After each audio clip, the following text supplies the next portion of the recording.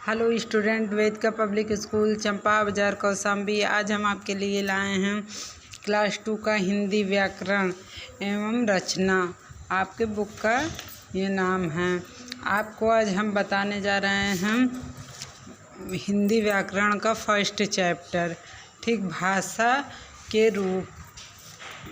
तो आप लोग ध्यानपूर्वक सुनिए और सुनकर इसे आप नोटबुक पर लिखकर उसे हमें सेंड करिएगा। आपको क्या समझ में आया और क्या नहीं समझ में आया है, ठीक। तो आप देखिए, सही उत्तर पर चिन्ह लगाएं। लिखा हुआ है तो भाषा शब्द संस्कृत की किस धातु से बना है? भा धातु या भास धातु, किससे बना हुआ है? तो ये आपका सही हो गया, भास धातु। भास धातु देखिए, हिंदी शब्द आपका संस्कृत से मिलकर बना हुआ है, इसीलिए आपका भा नहीं भास धातु होगा। फिर उसके बाद देखिए सेकंड खा, भाषण। भाषण भाषा कौन सा रूप है? मौखिक या लिखित?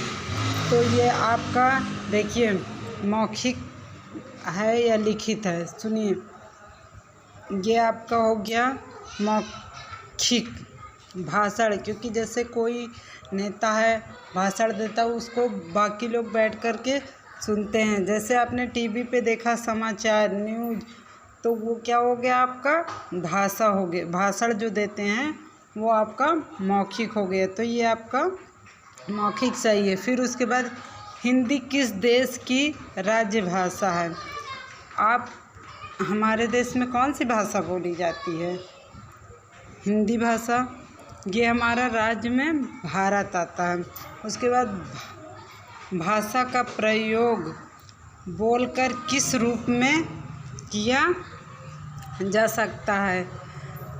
तो इसमें देखिए पहला दिया हुआ है वार्तालाप, दूसरा दिया हुआ है देवनागरी। तो आपका इसमें से कौन सा सही है?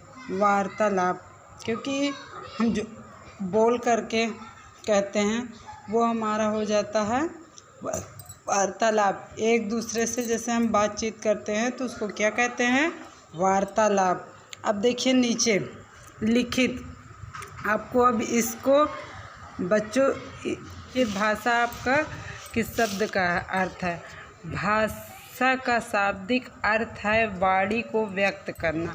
कोई भी व्यक्ति जैसे कि बोलता है, वो अपनी भाषा में बोलता है, दूसरे को प्रभावित करता है, तो वो हमारा हो जाता है वाणी, और हम उसको जो प्रभावित करते हैं वो हमारा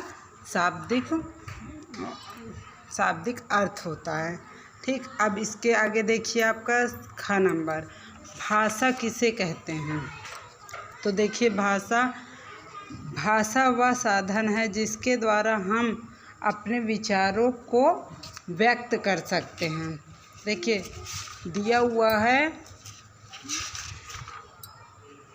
मौखिक भाषा और लिखित भाषा में अंतर।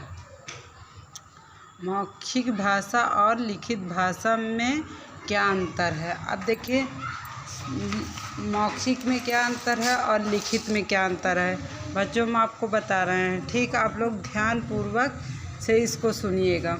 हमारा देखिए मौखिक भाषा क्या हो गया? Oral language. ओरल लैंग्वेज, जब हम अपने विचारों को बोलकर व्यक्त करते हैं उसे हम मौखिक भाषा कहते हैं। जैसे वार्तालाप करना, भाषण देना, समाचार, वचन, कविता, पाठ, नाटक इत्यादि, ये सब हमारा हो गया मौखिक भाषा। इनका ये हमारा होता है मौखिक भाषा, जिससे कि हम कोई भाषण को सुन रहे हैं या कि हम खुद बोल रहे हैं, तो ये हमारा हो गया मौखिक।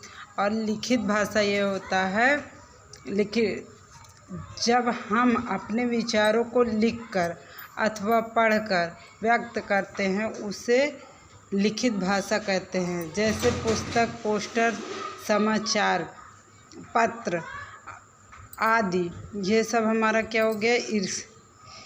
इनका ग्रहण हम आँखों से देखकर अथवा पढ़कर करते हैं। तो ये हमारा हो गया लिखित। और जो हम मौखिक होता है उसको केवल कानों से सुनकर करते हैं, कोई भी जैसे समाचार और होते हैं उसको, और बाकी हम लिखित को लिखकर कोई चीज़ प्रकट करते हैं, वो हमारा हो गया लिखित।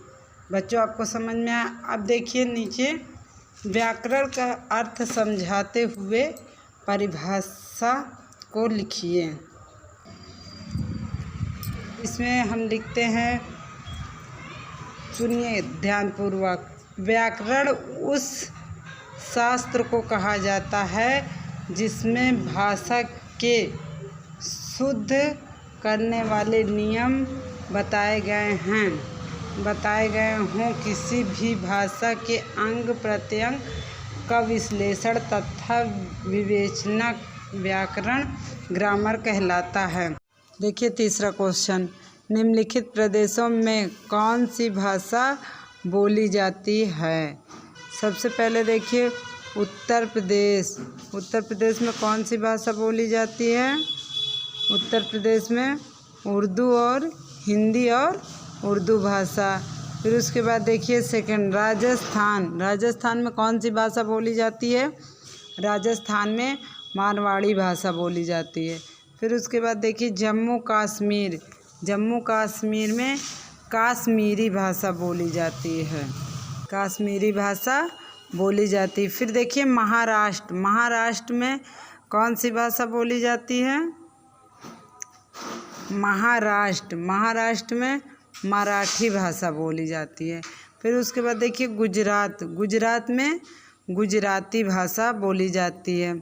फिर देखिए 4 नंबर लास्ट देखिए केरल में कौन सी भाषा बोली जाती है? केरल में मलयालम भाषा बोली जाती है। ये आपका हो गया सारे क्वेश्चन का आंसर। आप लोग ध्यानपूर्वक से सही से लिखिए अपने नोटबुक पे और सही से समझिए।